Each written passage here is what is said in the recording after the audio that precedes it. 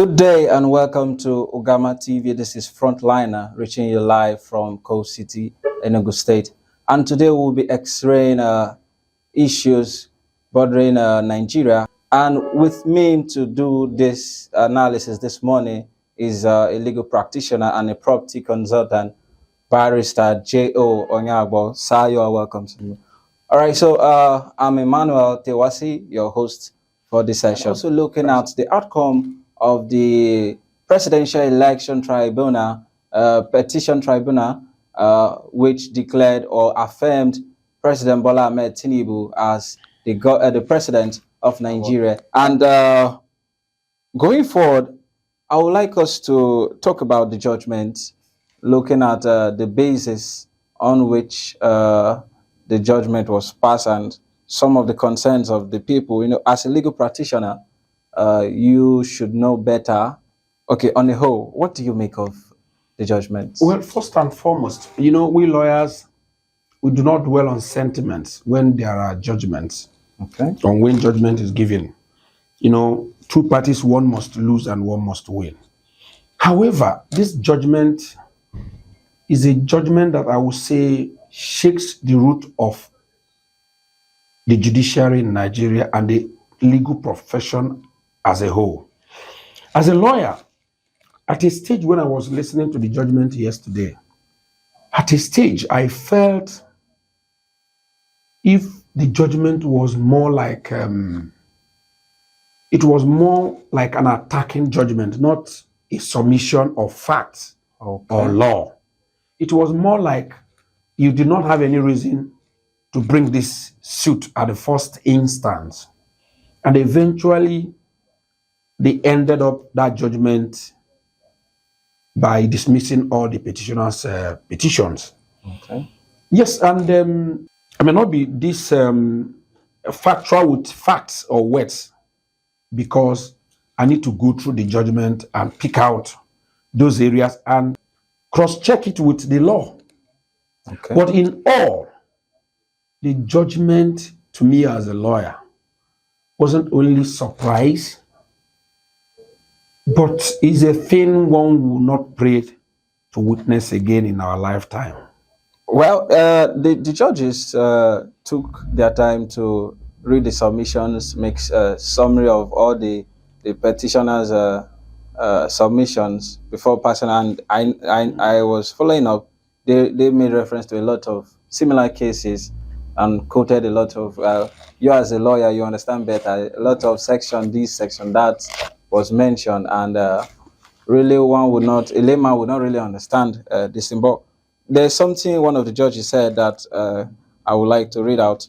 That's Justice Mitsuru Bola Jide Yusuf. He said, it's obvious that the petitioners were just fixated on the belief that they won the election without any cogent or credible evidence, and they did not even bother to place any such credible evidence before the court. Were they expecting the court to go and get the evidence from the streets or from the market, or to be persuaded or intimidated by threats on social media? That is not the way of the court. Justice Mitsuru Bolaji. Yes, I got those parts. Yes. Which, of course, to a reasonable extent, I regarded that as sentiment and attack on the petitioners. Okay. It should not be. Are you trying to say they were not neutral? Yeah, well, I wouldn't say that. We do not talk against the judges. But the truth of the matter is that the judgment, to the best of my knowledge, does not meet my expectations as a lawyer. It does not meet my expectations as a lawyer. You see, we have Electoral Act. We have the 1999 Constitution. These are the guiding regulatory body or laws that regulates either the election or conduct in electoral system. And most of the sessions they cited, you know, one good thing, or should I call it bad thing about law or this profession, is that every law has its own exception.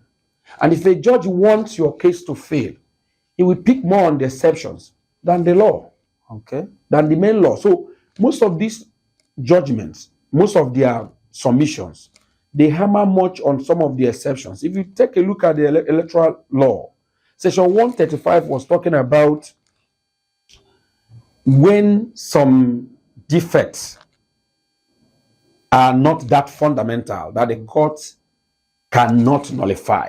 But the same electoral law, particularly Section 136, said it open that if an election is nullified, the next person, that is, if is nullified based on non-compliance by any of the parties. And from the evidence, though I witnessed, I do not know how the judges evaluate, though. The ones I saw, probably we may not have the facts all, but yes, the truth of the matter is that most of what they presented in court explain more on non-compliance by the sitting president. Yes. But the judges, like I said, the judges are those that interpret the law. In one of the submissions, one of the judges said the petitioner did not prove. He said he made a case for rigging, irregularities during the election, but did not prove how many votes were the actual votes and the votes that were rigged in, and how many or the level of damage. More like the petitioner was not specific on the number of votes that they lost as a result of that. Yes, but you recall that they had some issues assessing even the beavers machine from INEC and a lot of things. Well, the point I get from here, the only thing I think I will say, you see, this result or this judgment from day one, either the institution of government have schemed this judgment the way it will end. Okay. It has actually been schemed because we remember vividly that there were a lot of logistic problems assessing most of these things from INEC. Yes. Even the IREF, the judges said is not.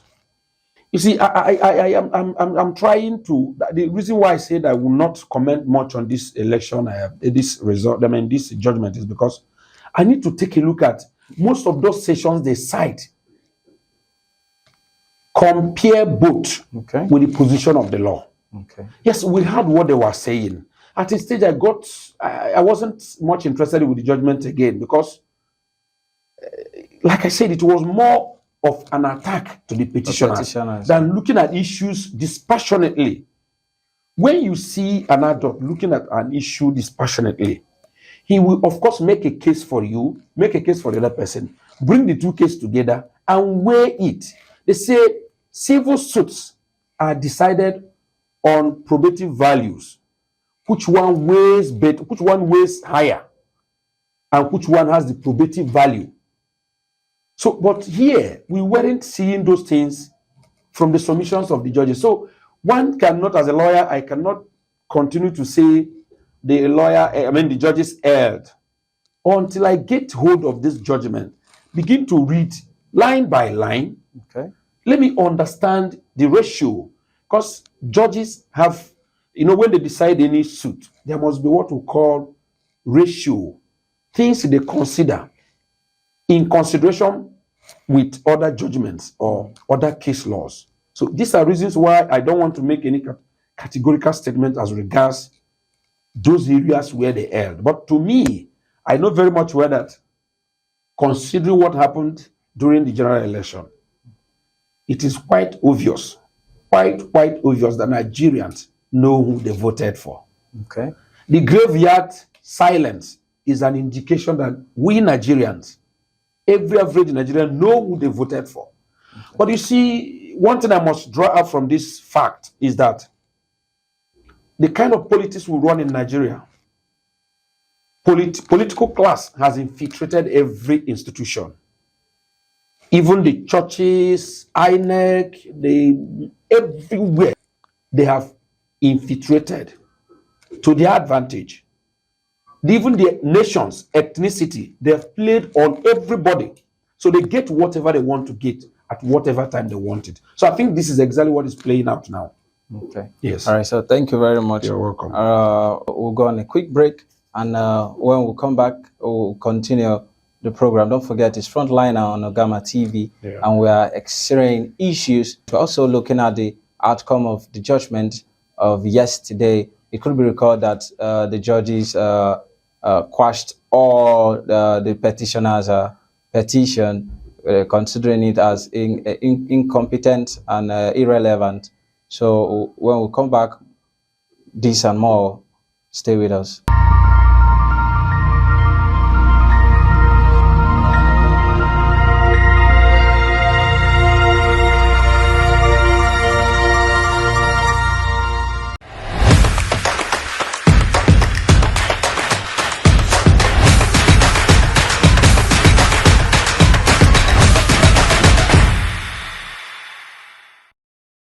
All right, welcome back. And if you're just joining us, this is Frontliner on Ogama TV. And today we are looking at the outcome of the presidential election petition tribunal, the judgment which was given yesterday by the justices. And we all know that all the petitions by the petitioners were quashed by the tribunal, describing it as irrelevant and incompetent. And one will begin to ask, was this judgment whole in its nature? Does it reflect the law, or it was just what it was, as we all witnessed yesterday? So with me in the studio today is a legal practitioner and a property consultant, barrister J.O. Onyeabor, and talking about the judgment, the issue of 25% in FCT. According to the Constitution or the electoral law, there's this clause. As a legal practitioner, can you explain? Yes. 36 states and FCT. Well, like I said earlier, when judges want to decide any case one way or the other, they must always have what's around the provisions of the law. But I was still trying to reconcile between the decisions of learned justice of the Court of Appeal, particularly that issue where the petitioners contended and argued that the sitting president have not won the 25% yes, as required by the Constitution in Federal Capital Territory. The judges said Abuja is treated like any other state. I am still trying to wrap up my mind towards that provision of the Constitution. And we know in interpretation of the law, on interpretation of words legally, and is a means plus. It does not mean without. The Constitution said 25% of this number of states and the Federal Capital Territory. Okay. That is to say, conjunctively, you must win all this for you to become yes, the president. Okay. But in their own wisdom, I do not know, in their own wisdom, they said Abuja does not have any special treatment outside other states. Okay. I think, you see, like I said, they have their reasons, but we, as lawyers, we totally disagree with those their decision and submission. So invariably, they have the right of appeal. The petitioner have right of appeal. Well, like I said, politicians scheme things beyond the reach of the ordinary person. So we do not know the outcome of the Supreme Court decision. Okay. They should exercise all their rights. If their right does not avail them, well, the best thing they do is to wait for another 4 years. Okay. And contest again and probably be more smarter than we are now. Okay. Yes. All right. So thank you very much. Just a way to wrap up the show. What will be your few words before we end the program? Well, a very simple one. I just need to encourage Nigerian youth. I know that yesterday's judgment really got hold of most of Nigerian youths.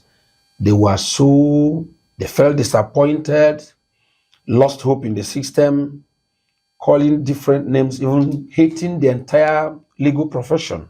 But it shouldn't be so. You see, this is involving, democracy is an involving thing. We grow every day, we learn. I am sure these are our learning processes. Yes, we are 20-something years on a stable democracy. But I know as time progresses, all these things will be checkmate, because what we are lacking presently is not the human resources. What we are lacking is the institutions to checkmate those who wants to play smart ones. So Nigerian youth should come together. They should not be discouraged. And if eventually they still fail at the Supreme Court, they will put their house in order, begin to plan in the next 4 years, the best political party that could sell Nigerian youth's idea, because we want to be like other climes where things work. So that is the only thing we will do. I do not subscribe for people going to the street to exercise their anger. We should continue to pray and work hard. Nigerian youth have actually shown that they can make a change. This is their first outing where everybody decided to vote. The next time we may be lucky. Yes. That is my take. All right. All right. Thank you very much for your time today. And this is where we end the program. Don't forget, it's Frontliner on Ogama TV. And I have been Emmanuel Tewasi, your host. And with me in the studio is a legal practitioner and property consultant, barrister J.O. Onyeabor. As the activities or reactions to the judgment unfold, we'll keep you updated with the events that come with it. The Labour Party has already rejected the outcome of the election. Don't forget to follow us on our social media feeds. You can follow us on Facebook at Ogama TV, on Instagram as Ogama TV1, and YouTube as Ogama TV. Also, you can do well by following us on you can follow our blog, where we get you updated of day-to-day activities within Nigeria and across the globe on www.ogamatv.com. It's been a wonderful time with you today, and I remain Emmanuel Tewasi. Bye for now.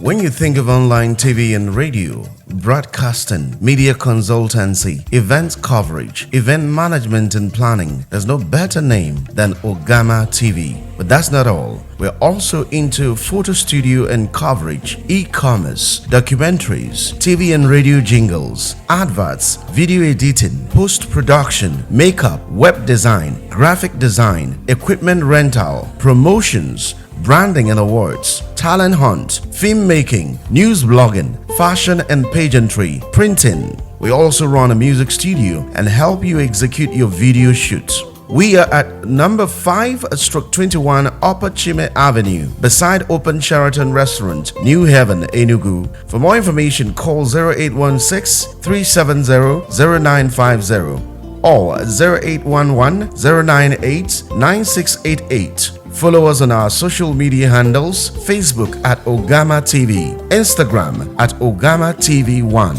Twitter at Ogama TV, website www.ogamatv.com. You can also send us email at ogamatv@gmail.com.